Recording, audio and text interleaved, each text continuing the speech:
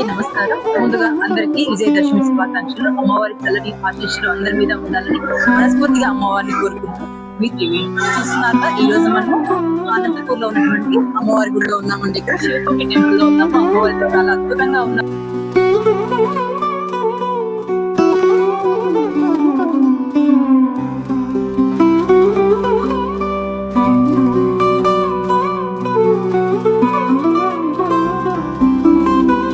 అమ్మవారి టెంపుల్స్ అన్ని కూడా ఫుల్ గా రష్ గా ఉన్నాయండి. ఇక్కడ ఇంద్రాన్ని ఇప్పుడు ఈరోజు నాకు అనుకోకుండా చాలా సంవత్సరాల తర్వాత నాకు ఈరోజు అమ్మవారి టెంపుల్ ఫ్రెండ్ చాలా క్లోజ్ ఫ్రెండ్ అందరూ బాగా జరుపుకోవాలని కోరుకుంటున్నాను. Thank you.